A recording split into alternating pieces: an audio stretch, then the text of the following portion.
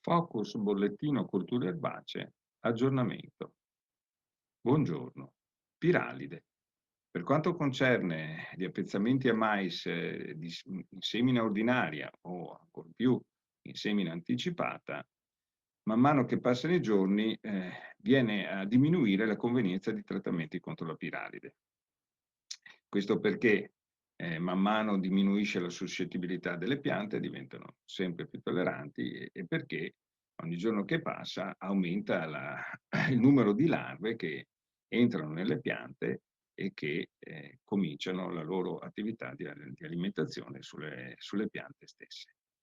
Quindi per quanto riguarda il trattamento della seconda generazione contro la seconda generazione della piralide sul mais delle semine ordinarie viene a ridursi fortemente la convenienza d'ora in avanti, di giorno in giorno.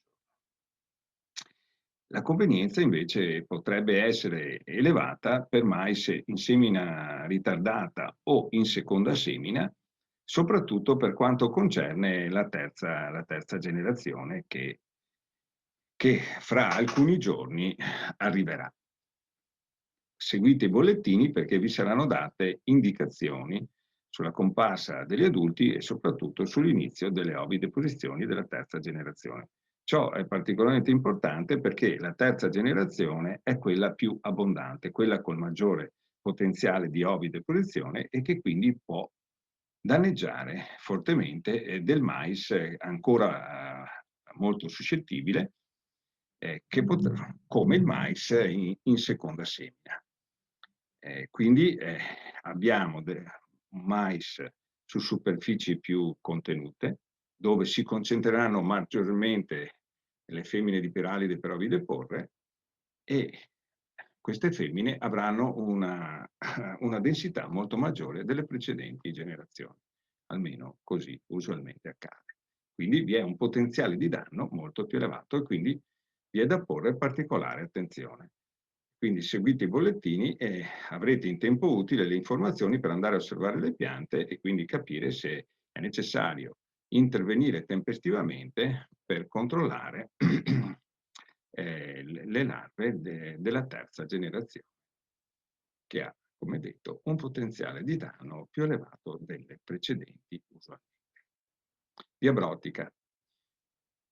Anche in questo caso l'utilità, la convenienza di eventuali trattamenti contro gli adulti per ridurre il rischio di danno da larve nell'anno successivo è sempre più bassa. Era bassa fin dall'inizio e adesso è ancora più bassa, oltre ad essere i trattamenti, come abbiamo detto, contro i principi della difesa integrata. Quindi in questo momento ancor di più questi trattamenti non solo hanno scarsa probabilità di essere convenienti, ma possono essere anche controproducenti.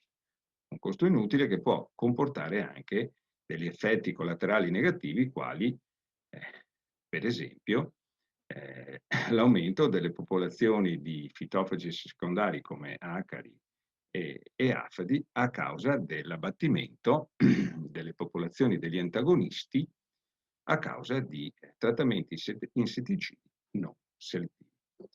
Quindi particolare attenzione ed evitare.